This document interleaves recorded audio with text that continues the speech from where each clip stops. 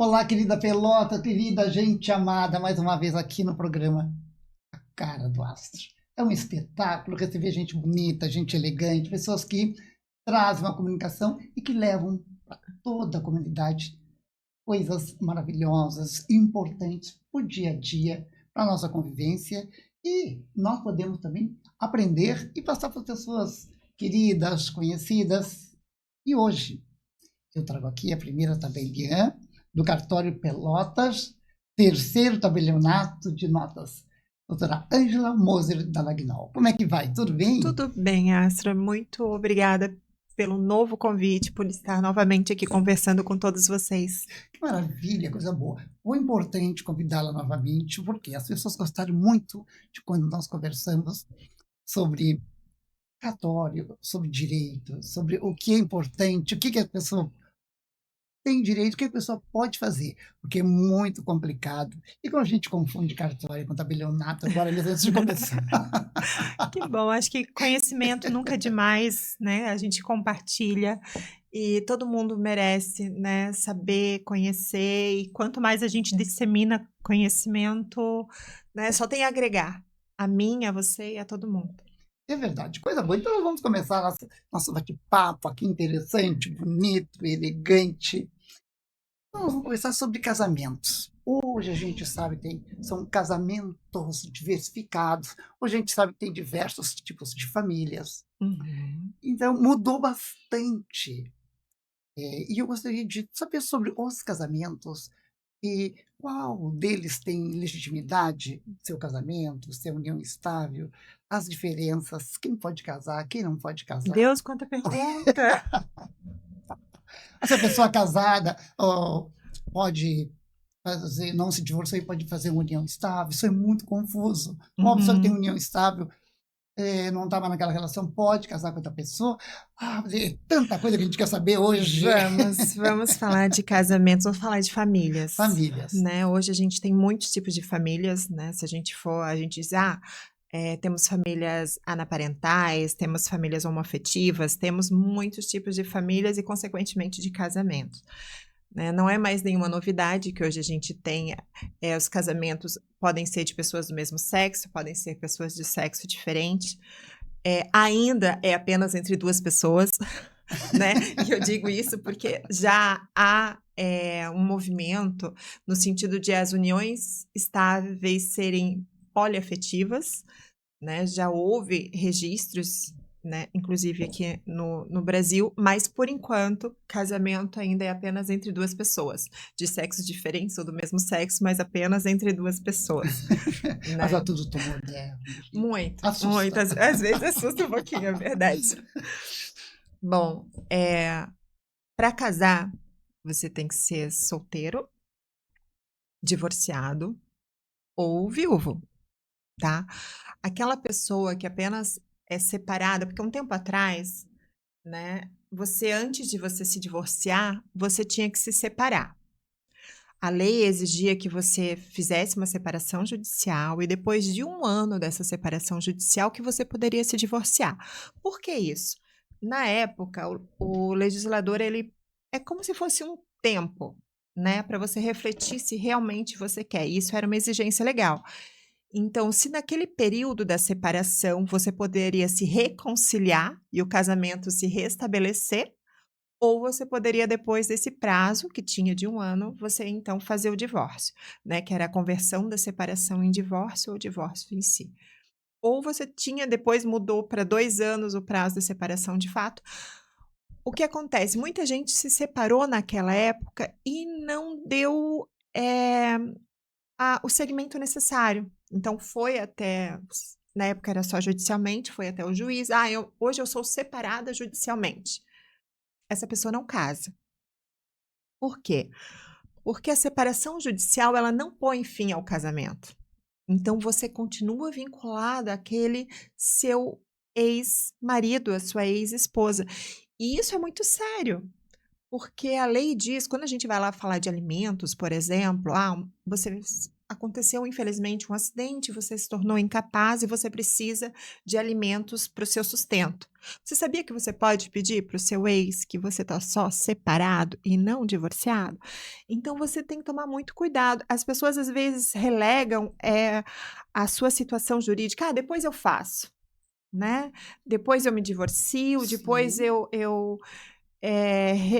faço uma dissolução de união estável, mas isso lá na frente ela pode ter, né, consequências jurídicas. Então, assim, a separação de fato é uma. Muita gente deixou isso no tempo, a gente vê, eu vejo ali no tabelionato muitas qualificações, ele é separado judicialmente. Nunca foi atrás para fazer o divórcio. Então, essa pessoa não casa. Para e ela, ela casar, ela precisa se divorciar. e ela continua com direitos. É que assim, a lei diz que o que extingue um casamento? O divórcio e a morte. Então, são as duas hipóteses que terminam com o casamento.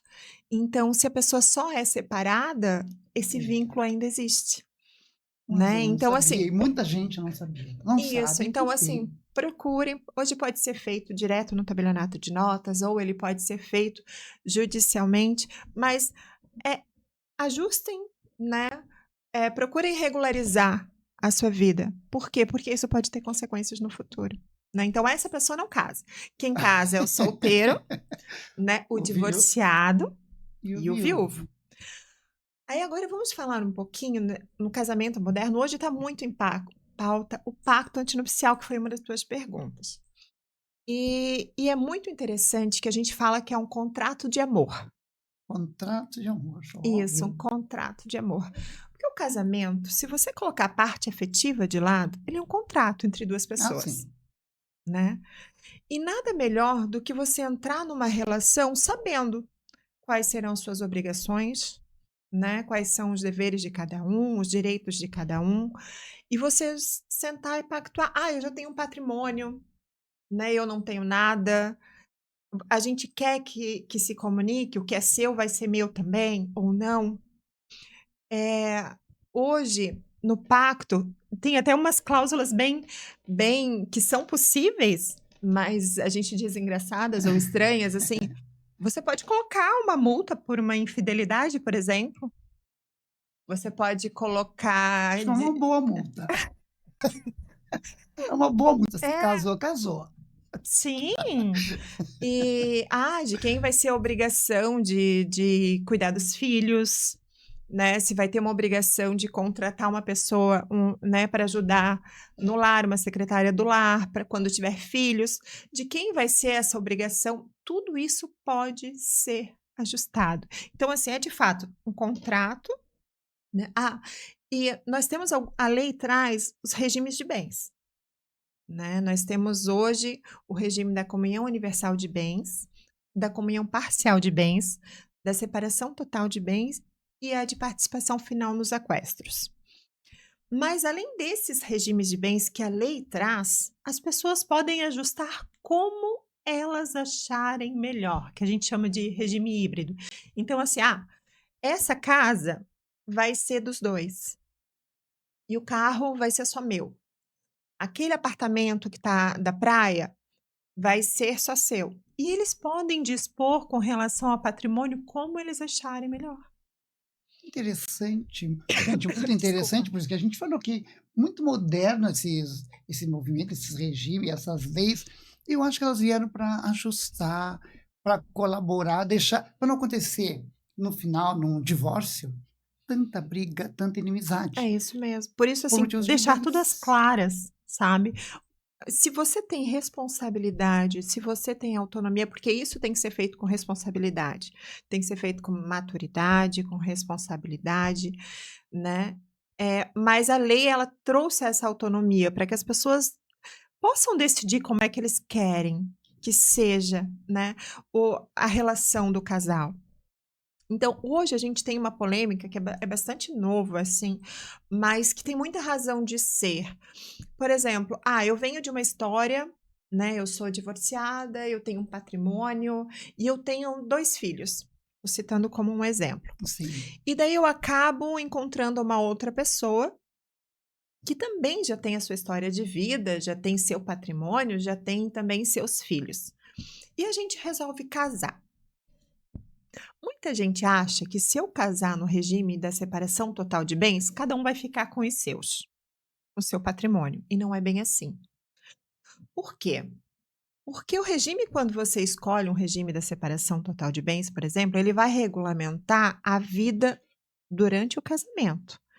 E se houver eventual divórcio. Então, se acontecer um divórcio, cada um tem o seu patrimônio. Mas ele não regulamenta no caso da morte. Então, assim, o seu cônjuge, que você casou no regime da separação de bens, ele vai ser seu herdeiro. Que Então, interessante, ele né? vai concorrer, segundo a lei, com seus descendentes. Então, assim, eu tenho 2 filhos, como é que vai ficar a partilha dos meus bens? 1/3, 1/3, 1/3. Mas daí o pessoal começou a surgir, assim: "Tá, mas eu não quero que ele já tem o patrimônio dele, eu não quero que meus filhos dividam os o meu patrimônio com o meu cônjuge, porque ele já tem, ele já fez a vida dele, eu gostaria de deixar apenas para os meus filhos. Isso é possível?".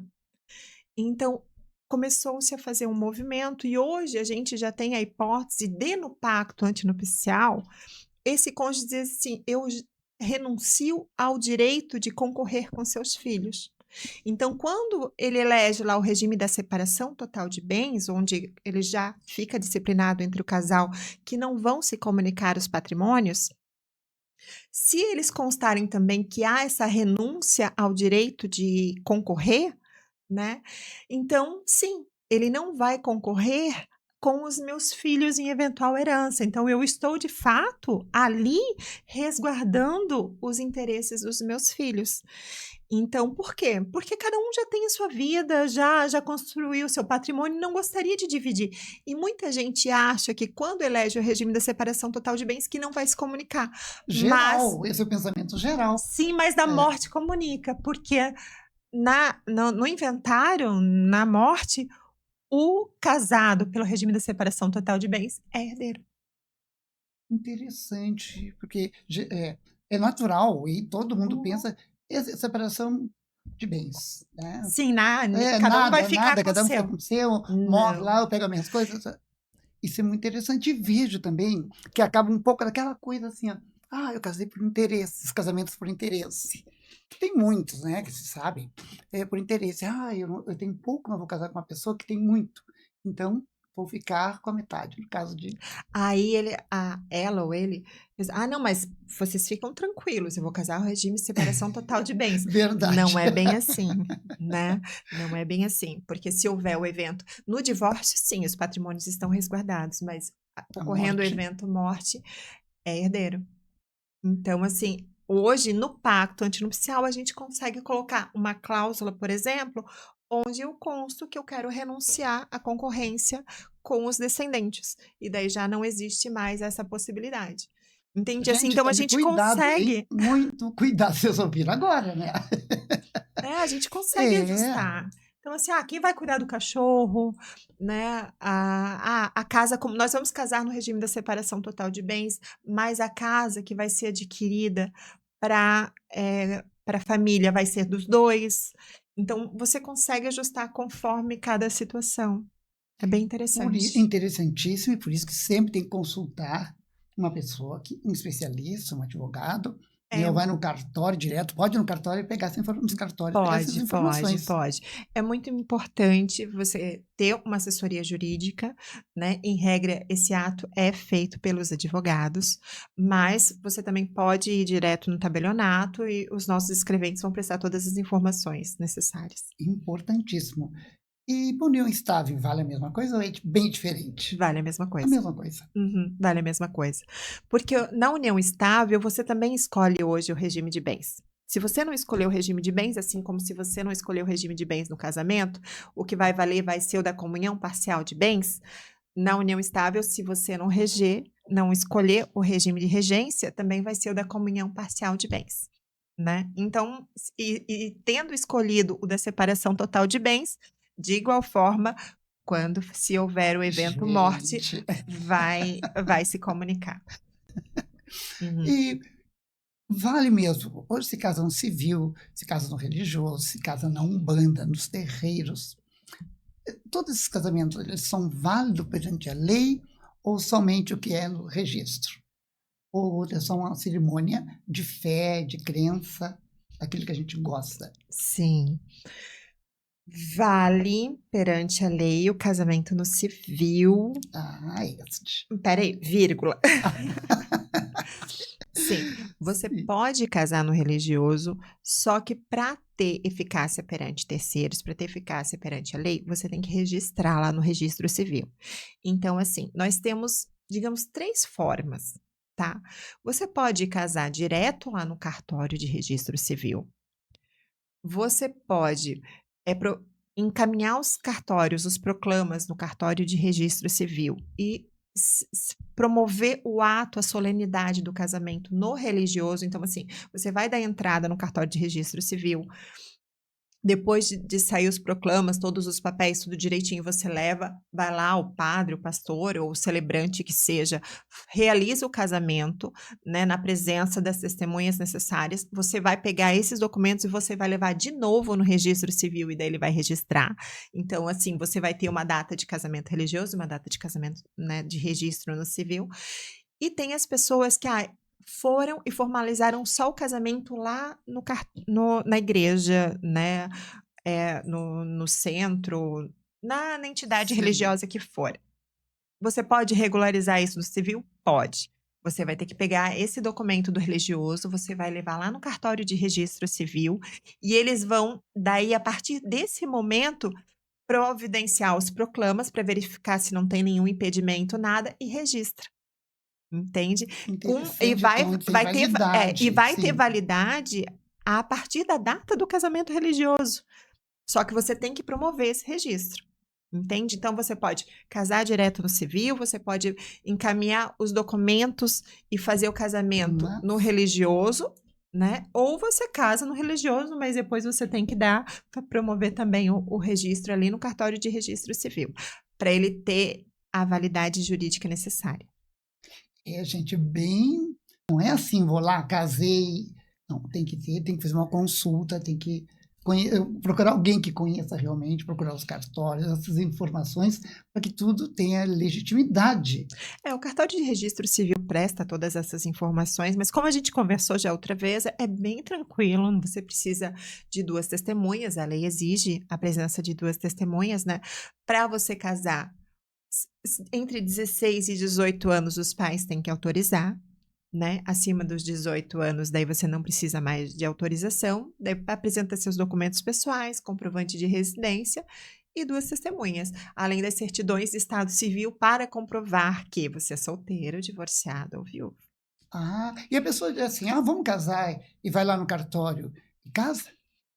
Ou ela precisa de cláusulas, existem tramitações? Então, porque lá eles vão questionar, eles vão pedir todos esses documentos que você tem que apresentar. A gente quer casar sobre o regime da separação total de bens. Você tem que apresentar o pacto antinupcial, que não é feito lá no cartório de registro civil.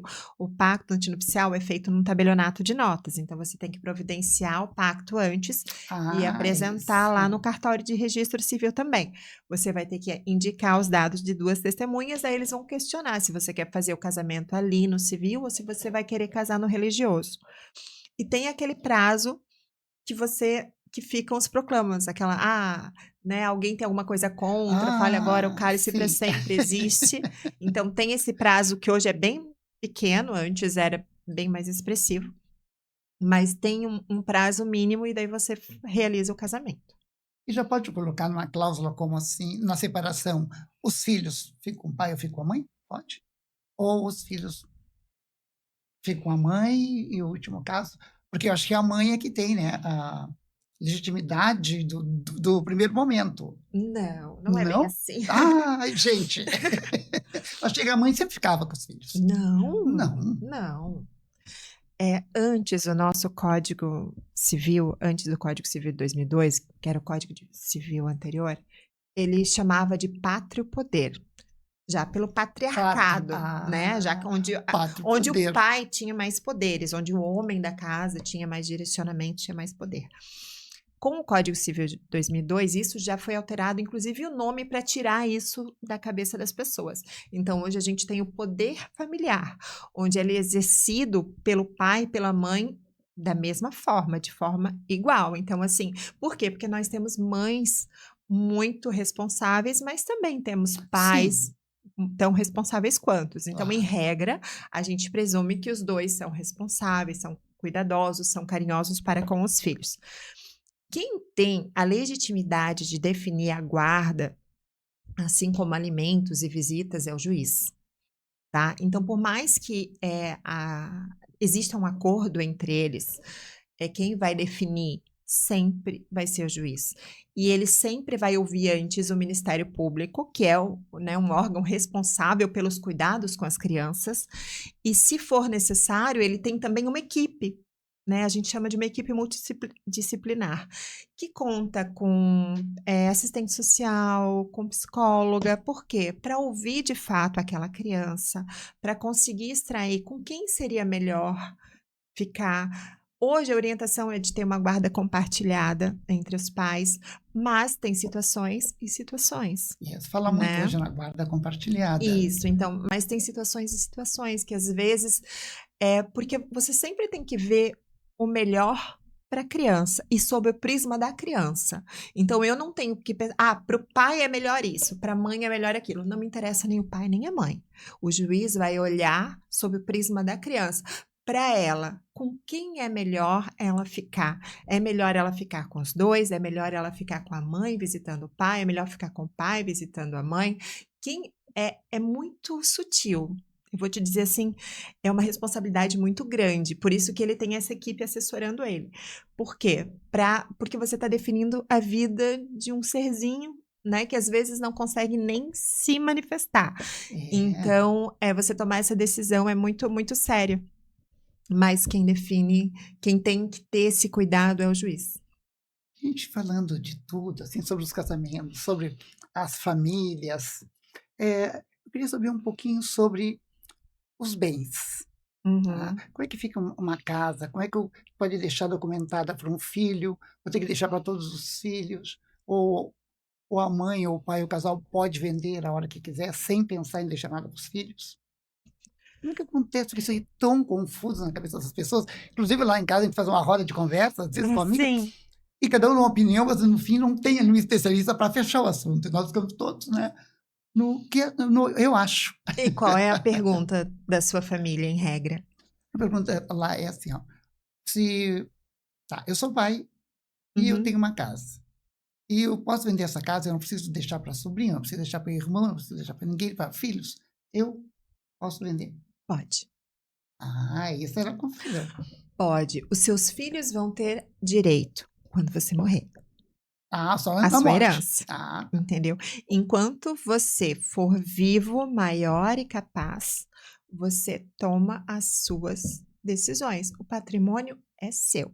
Claro, filhos menores, você tem o dever de sustento, o dever de cuidado, né? Então você tem a obrigação de prover aquela criança, de, né, pagar uma escola, de alimentação, vestuário. Agora, ela não tem direito sobre os seus bens. Então, eu quero. Me deu a doida, descobri que eu tô, sei lá, com uma doença, me deu a doida, eu quero vender tudo e sumir no mundo. Posso? Posso. É meu. Entendeu?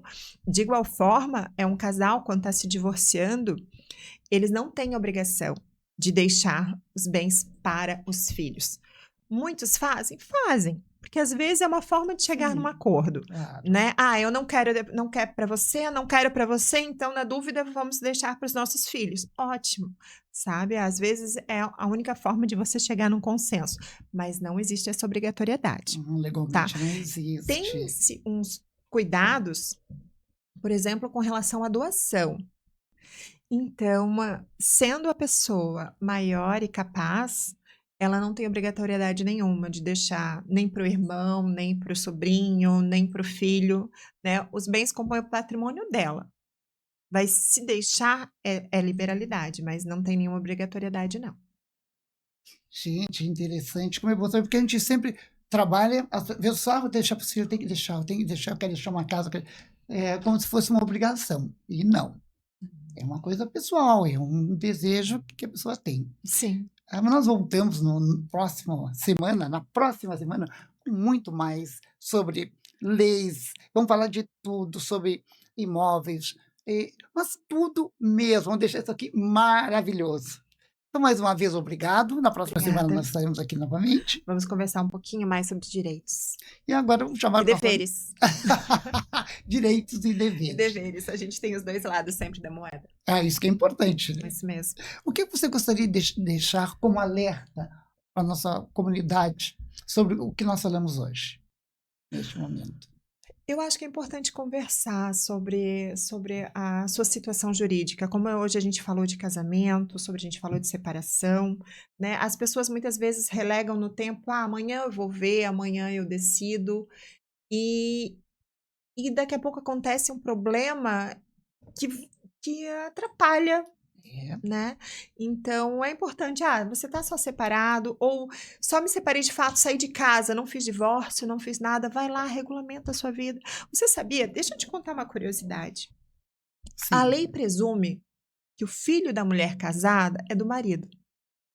Isso é uma disposição legal. A lei diz que o filho da mulher casada é do marido. E mesmo que ela diga que não é, existe essa presunção legal.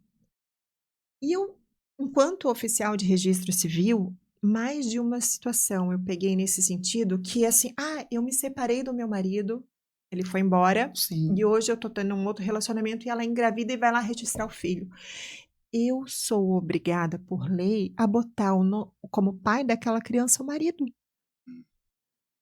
Gente, vai ser Aí, para não complicado. colocar no nome do marido, que ela tá ali me dizendo que não é dele, que é do Sim, atual companheiro dela, mas ela ainda era casada, então ela não providenciou o divórcio. Eu tinha que entrar em contato com o juiz, encaminhar um ofício, uma declaração dele dizendo que era o pai, uma declaração dela dizendo que ela estava separada de fato daquele marido há tantos anos e que esse era o pai. E daí o juiz, em uma decisão, ele dizia: tá, considerando que os direitos da paternidade dessa criança estão resguardados, autorizo que faça o registro no nome do companheiro. Mas assim, eu como oficial não conseguiria botar direto no nome do mas que companheiro.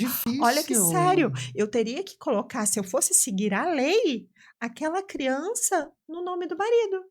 Por quê? Porque aquela mãe ainda era casada. Então, olha a consequência de relegar isso para frente e Gente, olha, você preste não ter a atenção, hein? situação jurídica regulamentada.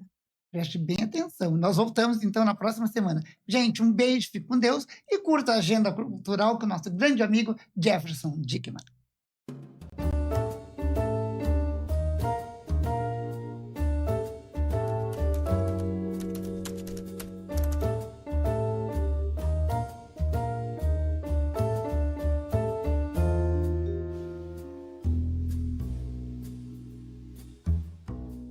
Olá, amigos e amigas do Espaço Literatura, Poesia e Artes. Eu sou o Jefferson Dickman e estou aqui semanalmente com vocês, trazendo tudo o que acontece em termos de lançamentos de livro, atividades literárias e todas as formas de arte na nossa região sul, do estado do Rio Grande do Sul e do Brasil.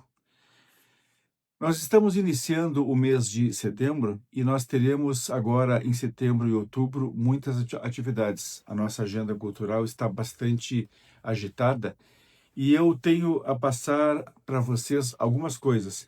Eu tive a satisfação de receber em mãos um convite da minha querida amiga Rosane da Veiga Faria, escritora de Porto Alegre, que estará lançando no dia 11 de setembro de 2025, das 18 às 21 horas, na Livraria Santos, Galeria Casa Prado, Rua Dinarte Ribeiro 148, Loja 6, bairro Moinhos de Vento, Porto Alegre, o seu mais novo livro, que faz parte da trilogia Árvore de Família, A Casa das Sombras. Então, muito feliz e muito honrado em receber esse convite em mãos e vamos fazer o possível para estarmos lá presentes, prestigiando esse belo evento, a Casa das Sombras, da minha querida amiga Rosane da Veiga Faria. Muito obrigado pelo convite. Fiquei muito feliz. Também em Curitiba, a minha outra cidade do coração, estará acontecendo agora, de 11 a 14 de setembro, a 23ª edição dos Jogos Florais de Curitiba. É uma promoção da UBT, União Brasileira de Trovadores, seção Curitiba. Acontece anualmente esse evento fantástico que é os Jogos Florais de Curitiba. Então, esse ano nós estaremos de 11 a 14 de setembro na 23ª edição, onde haverão oficinas de trovas e a premiação dos concursos de trovas estudantil, estadual do Paraná e nacional. Então, uma semana quase cheia, com muitas atividades em termos de trovas, promovida pela UBT, União Brasileira de Trovadores, na seção Curitiba. Eu estarei indo a Curitiba nos próximos dias e pretendo me fazer presente lá nesse belo evento. Aqui em Pelotas, já no dia 4 de outubro, nós já temos a notícia de que no Clube Brilhante acontecerá o tradicional Baile da Primavera, com a coroação das Soberanas 2025-2026 e uma noite de elegância, uma noite festiva, com muita música, confraternização e a união de amigos e pessoas da sociedade pelotense. Dia 4 de outubro, no Clube Brilhante, o Baile da Primavera. Já no dia 17 a 19 de outubro, eu falei que outubro estaria movimentado, nós temos ali no Parque de Eventos Morada do Sol a 7ª edição da Oktoberfest Pelotas, a tradicional festa do chopp de outubro. Nós teremos atrações várias, como o Fritz Jantar e os bailes do chopp, entre os dias 17 a 19 de outubro, no Parque de Eventos Morada do Sol. Então, para quem gosta de uma boa festa alemã, para quem gosta do chopp, não perca, então, a 7ª edição da Oktoberfest Pelotas. Pessoal, eu falei para vocês que esses próximos dias estarão movimentados e eu pretendo ir a Curitiba nesses próximos dias agora para prestigiar os Jogos Florais e de lá eu mandarei mais notícias a vocês de tudo o que acontece no mundo da literatura, da poesia e das artes. E como dica de leitura para vocês, eu mostro o que eu estou lendo. É um livro do meu querido amigo Dante Mendonça, lá de Curitiba, intitulado ainda O Vampiro de Curitiba. Um autorretrato, um retrato falado. Então, Vampiro de Curitiba, um retrato falado, de Dante Mendonça, que conta curiosidades da vida do grande escritor curitibano Dalton Trevisan. Era um escritor contista muito conhecido em Curitiba, no Paraná e no Brasil, mas sempre avesso à imprensa, avesso à televisão, às rádios. Então, nós temos aqui nesse livro várias passagens, várias histórias pitorescas a respeito da necessidade que o nosso Dalton Trevisan, recentemente falecido, tinha de se ausentar das câmeras e das páginas dos jornais. Então é isso, pessoal. Por essa semana, o que eu teria para mostrar para vocês é isso, essa parte da agenda. E eu prometo estar de volta na semana que vem, sempre trazendo a vocês novidades de tudo o que acontece na região sul do Rio Grande do Sul e na região sul brasileira, já que estaremos presentes e estamos presentes sempre nos 3 estados do sul, Rio Grande do Sul, Santa Catarina e Paraná. Um grande abraço a todos e eu prometo estar de volta na semana que vem. Eu sou Jefferson Dickmann e sempre trago a vocês as novidades sobre cultura e poesia e literatura. Um grande abraço e até a semana que vem. Até lá!